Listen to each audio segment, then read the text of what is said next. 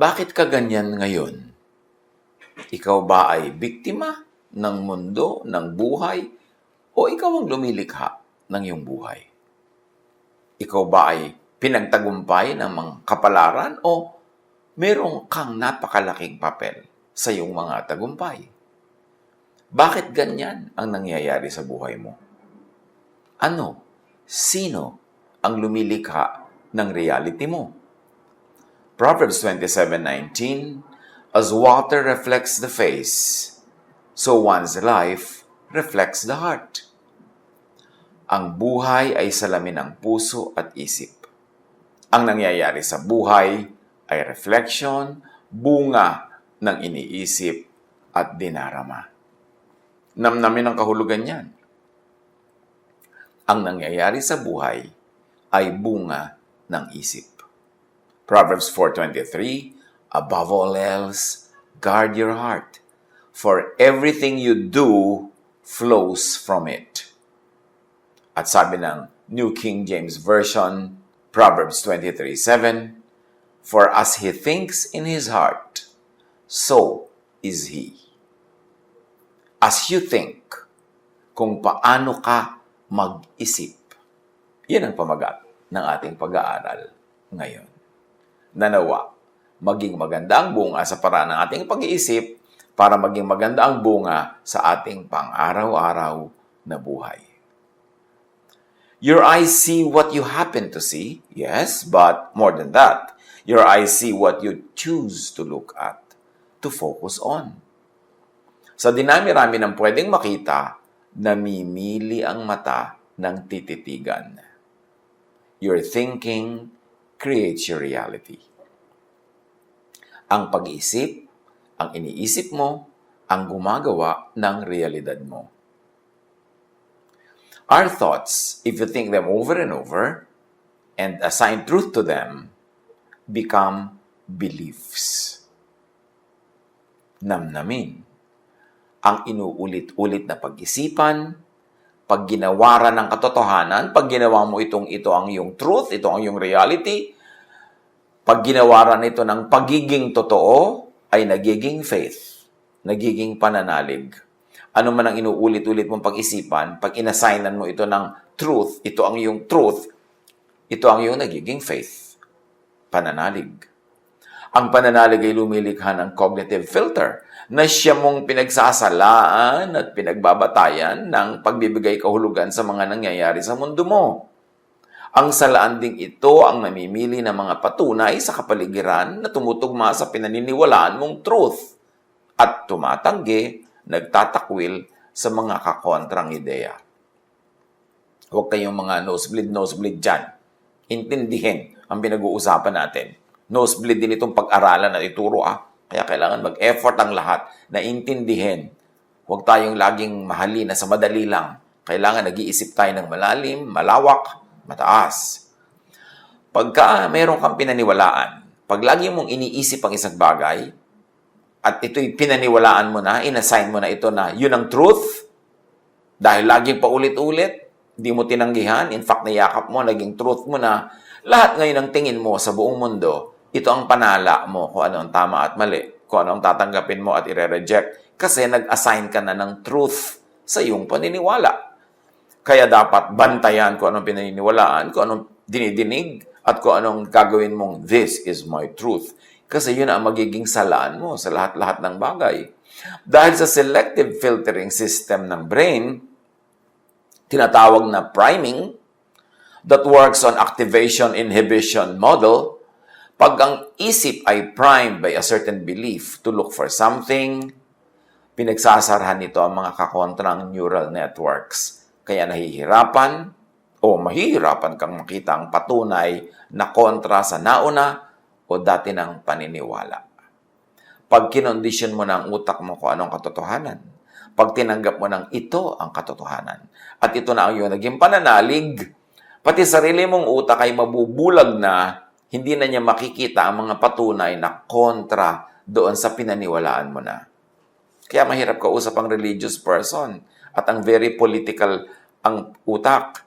Kasi pag nag-decide na siya na yung narinig niya, yung napaulit-ulit yung narinig, nakita, na yun na ang totoo, yun na ang reality, kahit pa tapunan mo ng liwanag to the contrary, kahit pa yung kakontrang ideya nito ay ubod ng linaw, maliwanag pa sa sikat ng araw sa tanghaling tapat, hindi na ito makikita ng isip. Pinagsasarahan ito ng sarili nating isip. Ang ating isip ang magpapalaya sa atin at ang ating isip din ang nagiging kulungan ng ating buong pagkatao, pananaw at buhay. That's why people who are depressed see a more depressing world. It's also why you are so convinced that your view of the world is the truth. Ito rin ang sanhi, kaya ang tao ay kumbinsido na ang pananaw niya ang siyang tanging katotohanan. Kasi sa katatanggap niya ng tinanggap niya, kauulit-ulit nito, at pag-a-assign niya dito ng ito yung truth, nagsara na ang utak niya sa ibang ideya, lalo ka kontra doon sa niyakap na niyang ideya. Kaya napakahalaga na laging nire-review ang ating pinaniniwalaan, ang ating pinaninindigan.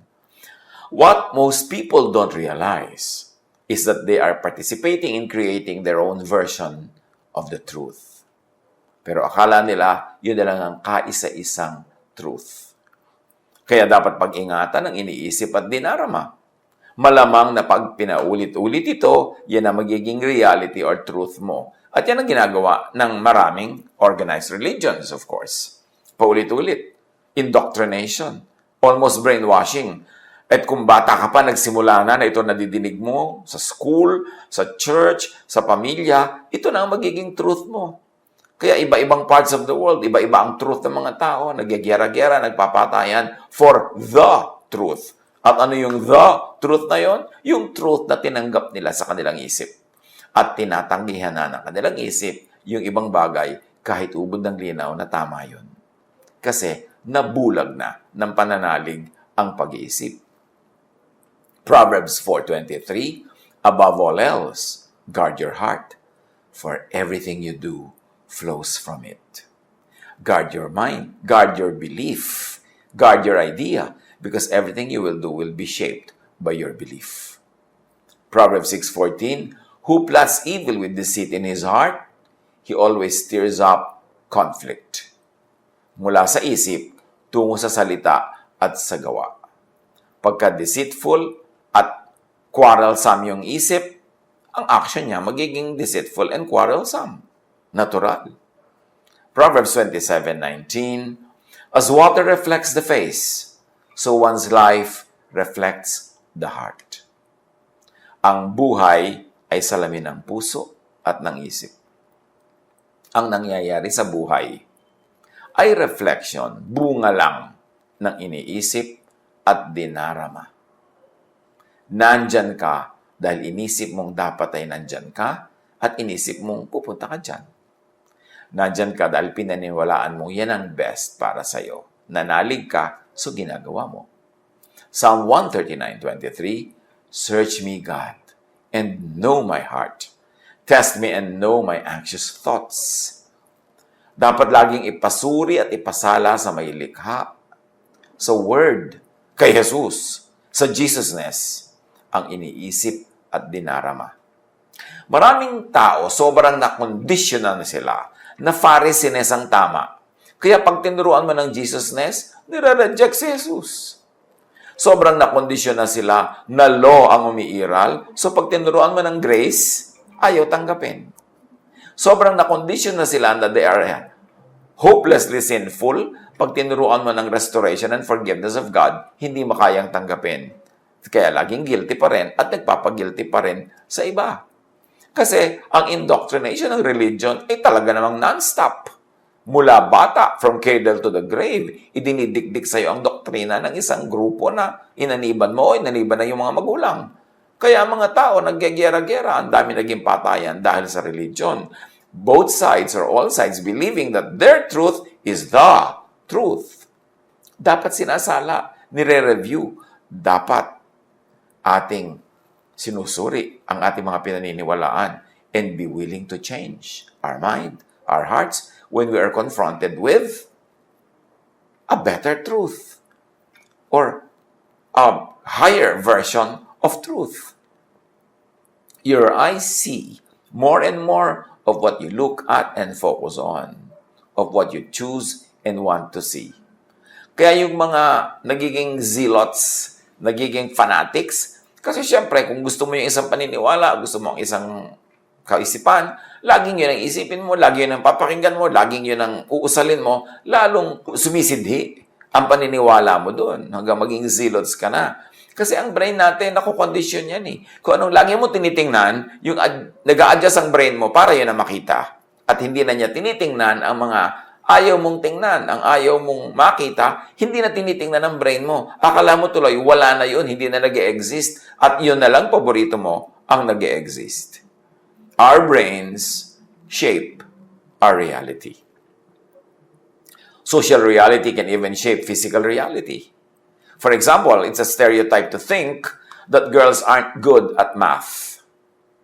When people believe that stereotype, which is a social reality, they may expose girls to fewer math and physics problems than they do boys, creating a self-fulfilling prophecy that perpetuates the stereotype. Kasi meron na silang pinaniwalaang katotohanan, lahat ng gagawin nila nakasang-ayon na doon, so lalo namang sisidhi ang paniniwala nila na yun na nga ang tama. Dapat sinusuri kahit pananalig, kahit doktrina, because the truth will always stand the test. Bakit ka matatakot na suriin ang iyong truth? Tapunan ng liwanag, i-examine. Kung naniniwala kang truth, ito talaga, ipapa-examine mo. Dahil lalabas at lalabas ang katotohanan. Huwag tayong masyadong matigas ang ulo na, yan ang aking paniniwala, yan ang sabi ng aking preacher, yan ang sabi ng aking teacher, therefore, yan ang truth. Dapat reviewin lahat. Ang pinagsama-sama at nagkakaisang human brains create social reality, a superpower that can move mountains. Kaya yung mga naniwala sa isang leader, halimbawa, yung mga naniwala kay Hitler, pinaniwalaan nila lahat ng mga sinasabi ni Hitler, inulit-ulit ito ng media, pinaniwalaan, itinuro sa mga eskwelahan. So, na-create yung historical events, not only in Germany, but all over Europe. At nakaapekto sa buong mundo. Kasi napakaraming nag-subscribe sa paniniwala na yon. Any group of people can make up abstract concepts, share them, and weave them into a reality. Kaya nagkakaroon ng mga, kumisan, mass suicide sa mga relihiyoso. Kasi sobra silang naniwala sa leader nila, hindi na sila nakinig sa iba, talagang ipinako na nila ang utak nila doon, kaya nung pinainom sila ng lason, inuman naman ang lahat. Hindi na sila nakakapag-isip. Magtataka ka, kahit anong sekta, kahit anong relihiyon, magkakakontra at magkakasalungat, may mga members siya ng mga edukado, matataas sa mga pinag-aralan, malalayo ang narating, very successful. Sasabihin ng iba, therefore, true yung pinaniwalaan nila kasi educated sila. Not always. Kasi nga selective ang mind, ang brain.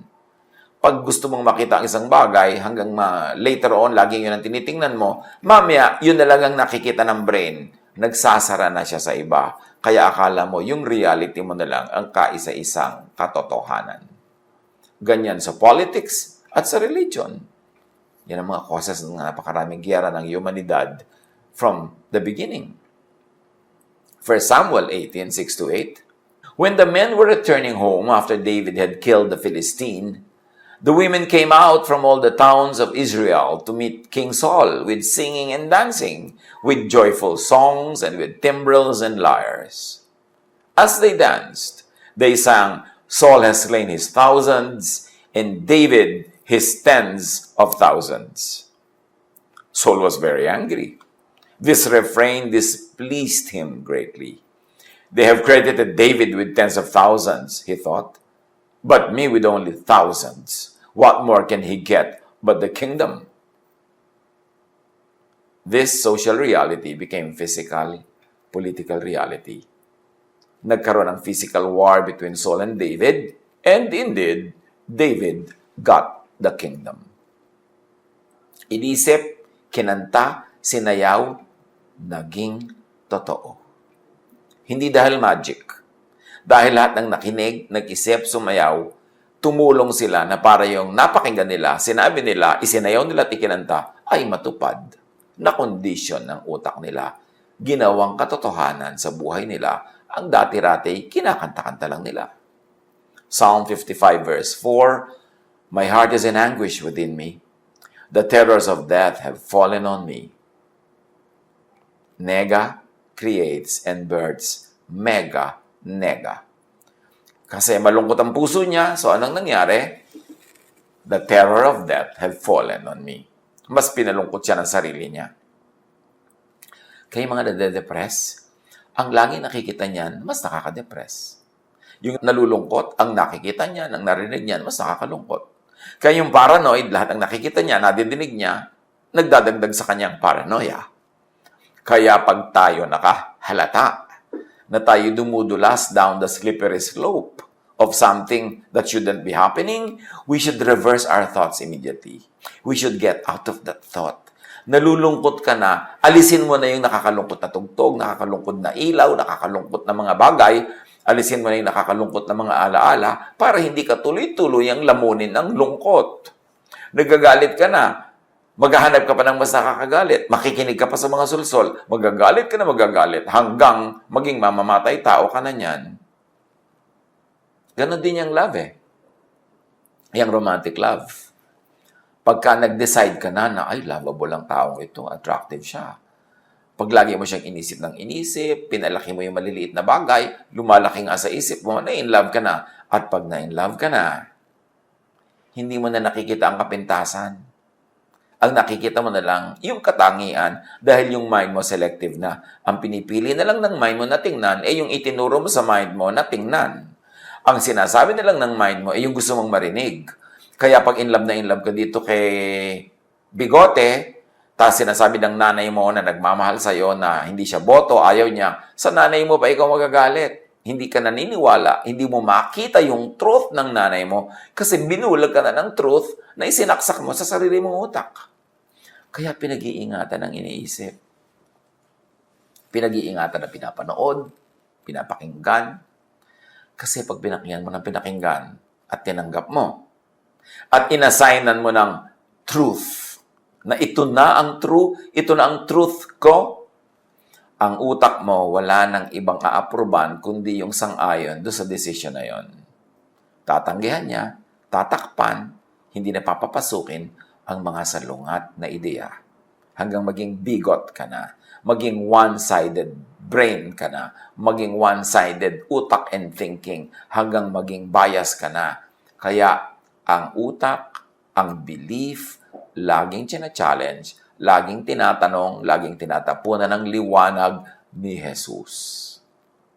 Kaya napakasidhi at napakalupit ng mga religious wars, religious quarrels. Sa sariling pamilya, mga magkapatid nagtatakwilan. Sa sariling church, nagbabatuhan, nagsasakitan. And each of them believes that his or her truth is the truth. Kasi dinedeceive tayo ng ating isip. Una, ikaw ang nangyayari, ikaw ang nakakapangyayari, pinapasunod mo yung isip mo, pero mamaya yung isip mo na ang kokontrol. Kasi nalaman na niya yung cue mo. Nalaman na niya kung anong gusto mo. Yun na ngayon ang ibibigay sa'yo. Yung gusto mo nang makita ang makikita mo. Pag gusto mong makita ang negative ang mundo, puro nega ang makikita mo. Pagka negative ang isang tao, negative na lang ang makikita mo. Bulag ka na sa kanya mga positive. Kasi ganyang brain mo, nag-a-adjust sa iniisip mo.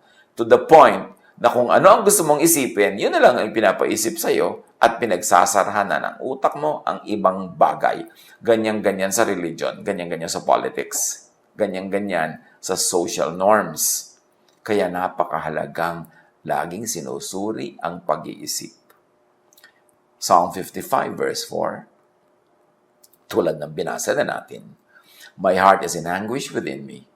The terrors of death have fallen on me. Bakit? Yung heart dyan, ibig sabihin din yan, mind. Yan ang iniisip mo, yan ang mangyayari. Ang kinakatakutan mo, matutupad. Kasi yun ang ngayon ang hahanapin ng utak mo at i-offer sa'yo. What and how you think shapes your mind accordingly. Pagka-isip ka ng isip, yung mind mo nag-a-adjust, yun na lang i-accommodate niya. Yun na lang ang gusto niyang isipin at yun na lang ang ipapaisip sa'yo. Our minds aren't passive observers, simply perceiving reality as it is. Our minds actually change reality. Probably the best known way the mind shapes reality is the placebo effect, where people get better if they simply believe that they are being treated for a disease. Marami na experiments niyan. Group A ng pasyente, paiinumin ng gamot.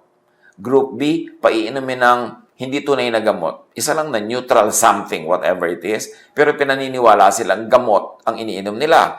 At pag naniwala sila doon, gumagaling nga.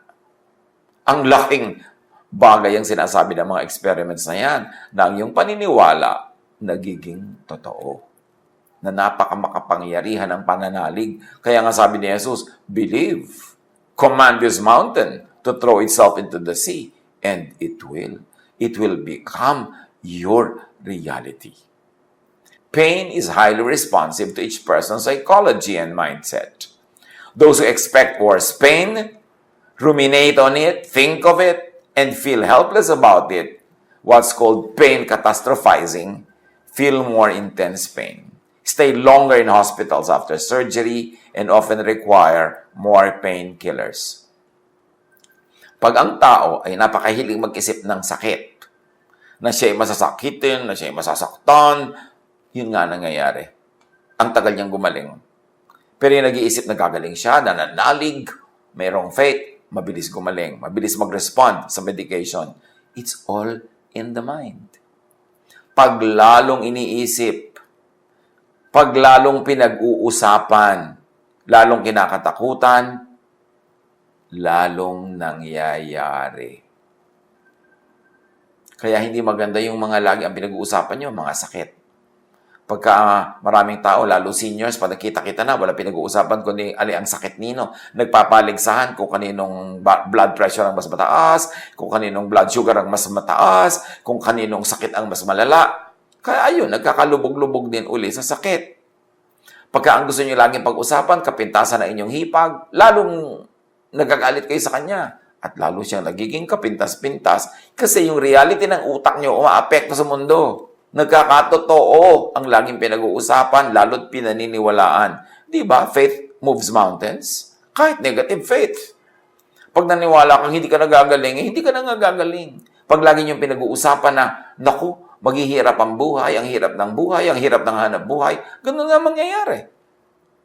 Yung mga may tindahan, pagka tinanong mo, magkano ang benta mo? Mahina, matumal. Siguro sa takot mautangan, sa takot na mahingan. Pero kasasabing matumal, mahina, ay tumutumal talaga, tumihina. Pero pagka maganda yung benta, ayaw saying, wow, malaki ang benta ko, tipak, marami ako ngayong benta. Sa takot na naman siguro mahingan. So, ang nangyayari, dahil hindi na pag-uusapan yung malaking benta at magandang negosyo, hindi na yun tinitingnan ng brain. Ayaw na uli yung makita, ang hahanapin na niya uli yung maliit na kita, yung maliit na benta, yung negative, at yun na naman ang matutupad sa buhay. Kaya dapat pag-ingatan kung ano ang iniisip, ang ipinaiisip sa kapwa, lalo sa bata. Kaya dapat pag-ingatan kung ano ang doctrine na isinisiksik sa utak ng nakikinig kasi nagiging ganon siya. Bakit ang daming relihiyoso nagiging masama ang ugali? Nagiging judgmental kasi yun ang lagi nadidinig mula sa preachers and teachers. Judgmentalism. Bakit marami mga relihiyoso nagiging mapaghiwalay sa kamag-anak, sa mga kaibigan? Kasi yun ang laging nadidinig. Nagiging totoo sa buhay nila ang kanilang nadirinig. Your mind is wired to be shaped by what you think of, by what you focus on, by what you search for.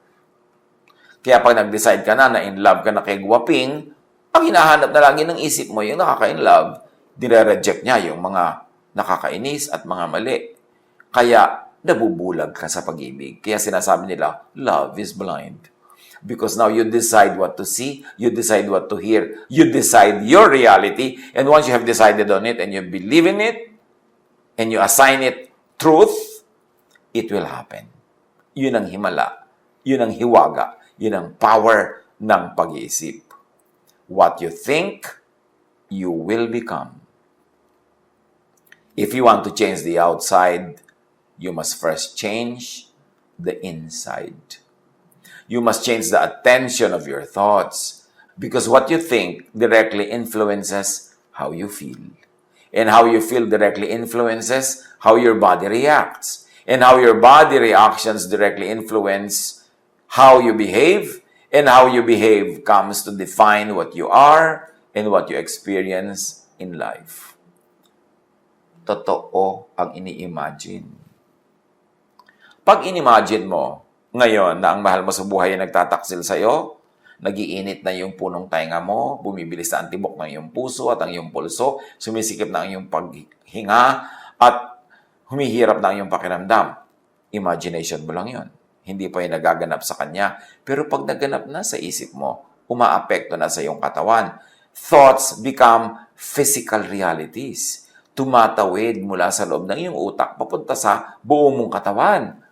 Kaya ang imagined things become real.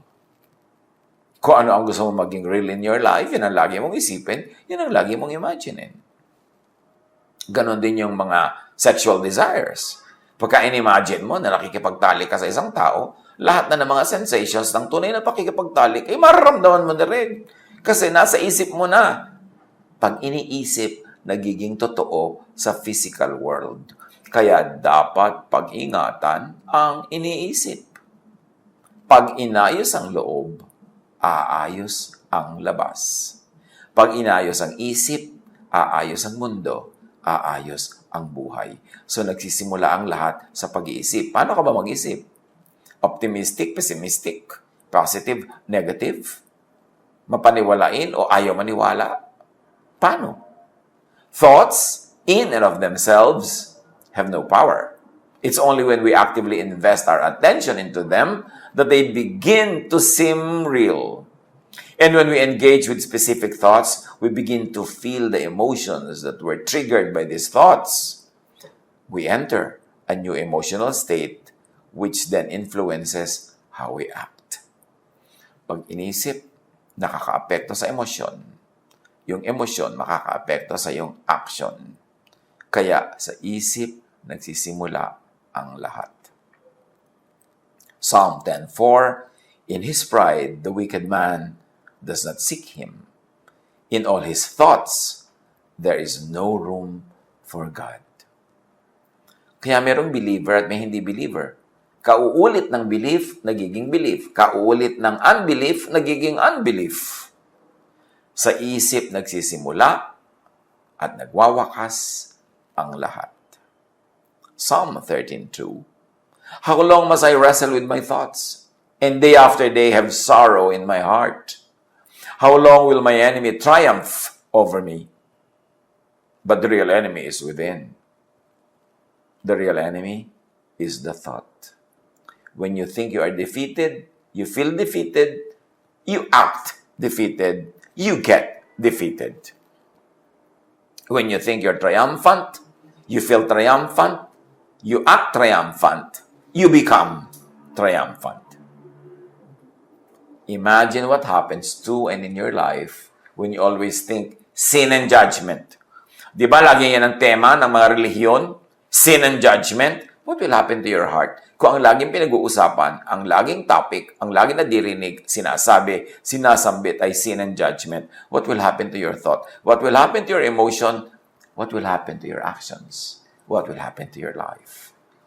Imagine what happens to you and in your life when you always think confession of sin, repentance, evil, when you always think of the devil. Devil lagi ang topic, devil ang pinag-uusapan, devil ang dinirinig, at ipinaririnig. So you see the devil in your cup, in your coffee cup. Kasi laging yun ang iniisip. Ano ang nangyayari sa iyong isip, sa iyong emosyon, sa iyong action, kung ang laging issue ay end of the world, death, spiritual warfare? Pagka ang laging focus ang iyong religious activity ay warfare, pati sa prayer, warrior ka. Ano nangyayari? Natatahimik ka o hindi? Natatakot ka o hindi? Nagugulo ka o napapayapa? Kung anong pinag-iisip, yun ang nadarama. Ang nadarama nagiging action. Ang action nagiging lifestyle. Observe how what counselors and other prayer warriors here think of and pray for and how these things affect their own lives.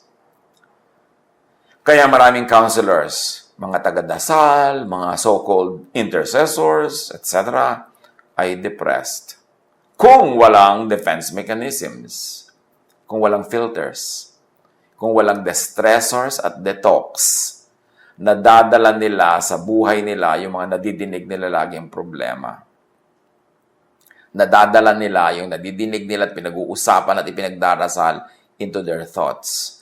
Nadadala ng thoughts nila into their feelings and emotions at dinadala ng kanilang feelings and emotions into their actions. In other words, nagmamanifest sa sarili nilang mga buhay, yung mga lagi nilang nadidinig at pinag-uusapang problema ng iba. Liban na lang na ang counselor ay sanay, may technical expertise and training na sumala ng mga ganitong bagay, maglagay ng mga filter para hindi maging buhay niya yung mga buhay na lagi nilang pinag-uusapan. Psalm 55 verse 2, Hear me and answer me. My thoughts trouble me, and I am in distraught. Apply this. Look at and look for what you really want to see. What do you really want to see in your life? What do you really want to happen in your life? Look at and look for these things. Do you want love, beauty, hope? Ito yun ang lagi mong tingnan, pag-usapan, hanapin, bungkalin, linangin, i-develop. Pero kung lagi mong iniisip ay hatred, ugliness, hopelessness, yun ang magiging kulay, hugis, tunog, galaw ng iyong buhay. What you focus on is what becomes powerful. Your attention empowers an idea. Each of us is a brain that is designed to be malleable and plastic and open to our influence. It is constantly shaping itself to be the best one it can ever be for us.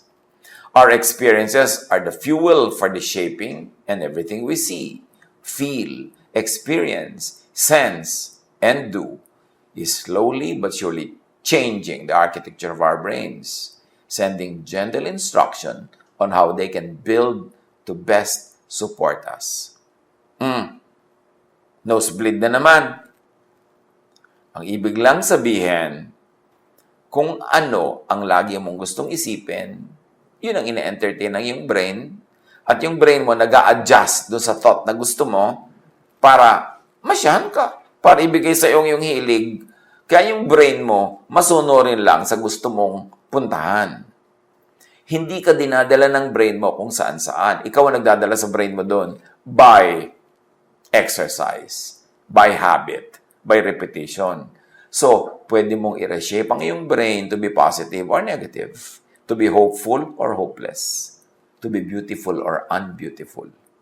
Depende sa lagi mong iniisip, tinitingnan, tinititigan, at pinagtatampisawan ng mga ideya.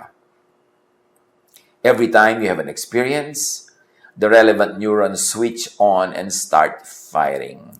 As this happens, neural connections get stronger and new synapses start growing. The neurons that aren't as needed will eventually wither away. Ang mga neurons ng ating brain na hindi natin laging ine-engage, ginagamit, pinapaandar, kinokomission, nawawala, nalilimutan, nabubura. Kaya mamaya, bulag ka na, yun na lang gusto mo laging isipin. Ang naiisip mo, yun na lang gusto mong makita ang nakikita mo. Kasi hindi mo ginagamit yung ibang neurons. Again, dinidisiplina dapat ang sarili. Imagine, kung ang lagi mong hinahanap ay ang wala, edi laging wala ang iyong nakikita. Imagine kung laging hinahanap ay kapintasan, edi kapintasan ang makikita mo talaga. Imagine kung laging hinahanap ay ang katatakutan, nakaka-worry, nakakasad, nakaka-depress, irereklamo. Yan lahat ang pipiliin ng isip mong makita. Kasi yan ang sinasabi mo sa kanyang tingnan. At i-accommodate ka ng brain mo, yun talaga lagi ang titingnan at hahanapin, ipepresent sa'yo. Hanggang maniwala ka na yun na lang talaga ang bukod tanging laman ng mundo at buhay mo.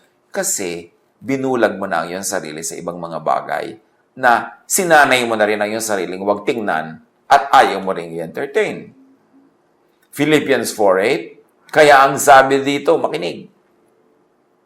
Finally, brothers and sisters, whatever is true, noble, right, pure, lovely, admirable, if anything is excellent or praiseworthy, think about such things.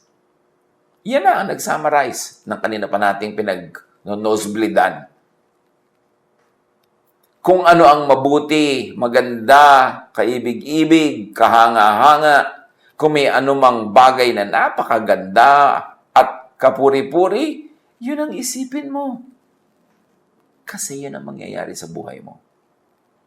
Yun ang magiging thought mo, yun ang magiging emotion mo, at yun ang magiging action mo, at kung anong itinanim aanihin, yun ang aanihin mo, yun ang magiging bunga ng iyong buhay, it will become your life.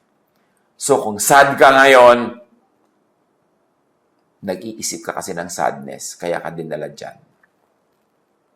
Kung depressed ka ngayon, kinondisyon mo ang sarili mo ng mahaba at matagal na panahon na ma-depress, kaya depressed ka ngayon. Pag cheerful ka, ganun din. Pag hopeful ka, ganun din. Pag paladuda ka, yun ang dahilan. Ikaw lahat ang umimbento. We should be responsible for our thoughts. Huwag nating i-blame sa panahon ng Hapon o panahon ng Kastila o panahon ni Limahong ang mga nangyayari sa ating buhay. Ang takal-takal na nun, ang layo-layo na. Tayo ang lumilikha ng ating realities. The sooner we understand and accept that, the quicker we can change our reality into that which is good and true. 2 Corinthians 10:5, we demolish arguments and every pretension that sets itself up against the knowledge of God. And we take captive every thought to make it obedient to Christ. O, ayan na naman. Simplification of everything we've been laboring to try to explain. We take captive every thought to make it obedient to whom? To Moses ba? To Paul ba? To Peter ba? No. To Christ. To Jesus-ness. You want rest? You want peace? You want love? You want restoration?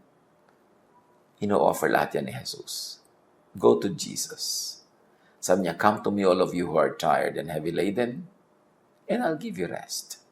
So rested ka ba ngayon? Kasi nag-isip ka, sumunod ka kay Jesus. Hindi ka rested, hindi ka bothered, kasi may iba kang iniisip. May iba kang nararamdaman, may iba tuloy nangyayari sa iyong buhay. Ganun lang, kasimple. Take every thought captive to Jesus. Sundin ang Jesus-ness. Para yung mga bunga ng Jesus-ness, yun ang anihin mo sa iyong buhay.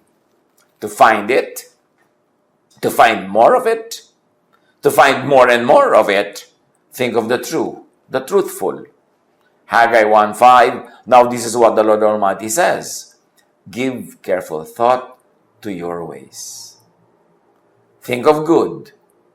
Matthew 9:4, knowing their thoughts, Jesus said, why do you entertain evil thoughts in your hearts? Why do you entertain doubt? Why do you entertain fear? Why do you entertain judgment? Why are you entertaining all these things? They are affecting you. Think of the progressive. Kailangan umaasenso. 2 Corinthians 3:16-18, we are all being transformed into His image with ever-increasing glory. So ang ating pagbabago para mapaayon tayo sa imahe ni Jesus ay tuloy-tuloy, progressive. Hindi yung kung anong narinig mo, paniniwala mo, stand mo nung unang-unang narinig mo yan, noong panahon ni Kopong-Kopong, yung ka pa rin ngayon, walang nagbago, walang nag-increase na glory. Dapat nag-glorify ang Panginoon sa ating patuloy na pagbabago. And you grow by outgrowing something. You grow in the mind by outgrowing your old mind. You grow in thought by outgrowing your old thoughts. Huwag matakot magbago ng isip kasi pag hindi ka nagbago ng isip, mabobonsai ka o mafofossilize ka. You will never grow from glory to glory. Think of the helpful, the edifying, the enriching. Do not think nega. Luke 5:22. Jesus knew what they were thinking and asked, Why are you thinking these things in your hearts? See? Lagi ang tinatanong ni Jesus, ba't yan ang iniisip mo? Ba't yan ang laman ng iyong puso? Think of the loving. Think of Jesusness. Romans 12:2. Do not conform to the pattern of this world. At ang mga parenthetic expressions ay ating suggested reading.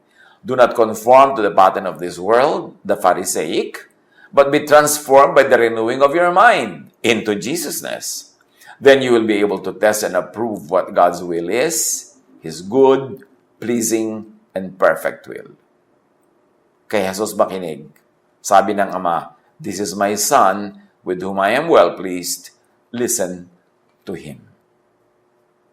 Ephesians 4:23, be made new in the attitude of your minds. What you want to change, you first have to change in your mind. Pag nagbago ng isip mo doon, susunod ang emotion, susunod ang action, susunod ang reality. Think of the restful. Sabi ni Jesus, come to me and I'll give you rest. Think Jesusness. Think of the peaceful.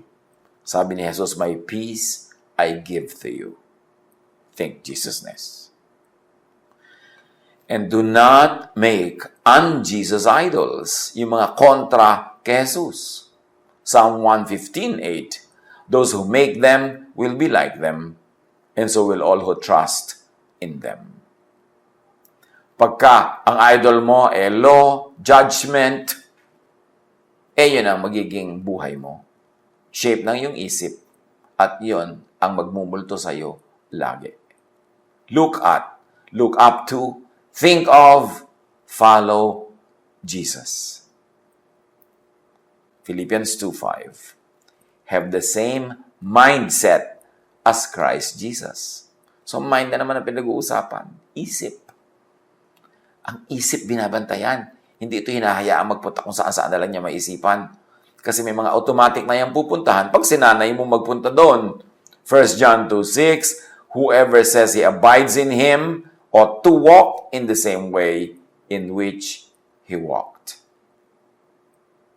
Live in Jesusness, not in Pharisiness, para magkaroon ng peace ka at peace ang iyong kapwa. Colossians 3:15, let the peace of Christ rule in your hearts, rule in your minds, rule in your emotions, rule in your actions, rule in your life. As you think, you are. You become. Pag-isip-isipan, pagbulay-bulayan, bring every thought captive to Jesus. God bless us all.